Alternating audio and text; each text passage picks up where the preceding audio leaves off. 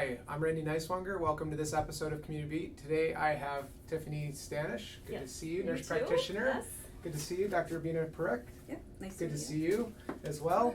Can you tell the audience a little bit about what you guys do here at Community Hospital? So I'm a nurse practitioner. I see patients in the immediate care. I've been here for about 7 years now. I'm one of the physicians in immediate care. I'm in St. John only. I've been here for 13 years now. Well, thank you guys for your contribution to our community, keeping them safe. I know there's a lot of things that happen in the summer months. Can you talk about some of the things that you guys see and take care of here at the immediate care? It's in the summertime specifically, a lot of like poison ivy, poison oak, different rashes, minor sunburns, Insect bites, broken bones, head injuries sometimes, minor head injuries. Yeah, okay.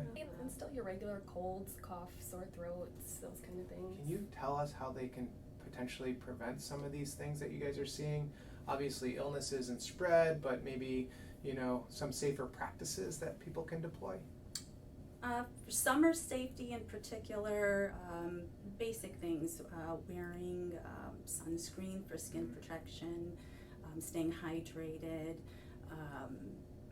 Food safety is a big one that tends to come into immediate care, so preparing your food properly, storing it properly, especially when it's stored outdoors. I'd say if you're working out in gardens or out in wooded areas, make sure you're wearing long sleeves, long pants, gloves, because we get a lot of contact dermatitis in the summer from things like that. Bike safety, so wearing a helmet if you're on a bike, rollerblading, skateboarding, anything like that. Bikes or helmets are very important. Yeah.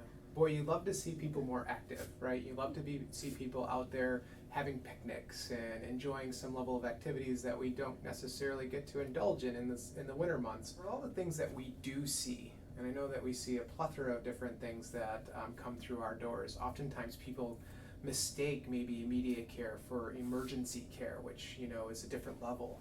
Can you talk about some of the things that you guys see that may not necessarily be things that we want to triage differently to, community triage things differently to a higher level of care? Chest pain, major bone fractures where there's compromise of the skin, traumas, car accidents, ejected from a bike or high-speed vehicle, basically. Moderate to severe shortness of breath, severe abdominal pain, deep lacerations, burns. Anything stroke-like symptoms, so numbness and tingling, weakness on one side of the body, worst headache of your life, Loss of consciousness, severe abdominal pain, you can't stand, you can't move, those kind of things. Yeah, and I know that the other thing that comes to my mind at least is, we just had something like this at the hospital, is allergic reactions. I know that's something that we, bees, there's a lot of bees out there, and so. You get those. Yeah. Get those often.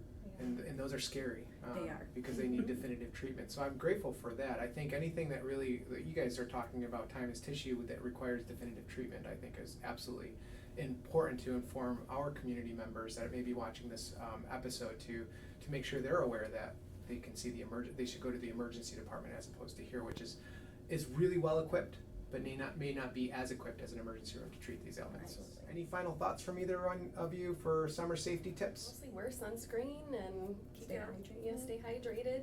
Don't be out in the sun in peak, hours, and just be careful.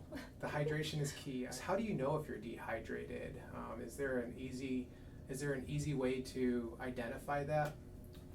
Decrease urination, dry cottony mouth, if your heart feels like it's racing, dizziness, headache, feeling lethargic. Well, thank you guys so much for joining me. I appreciate it. I know that our audience will gain a lot from your insight, so I'm very grateful for that. And we'll see you guys next time on Community Beat.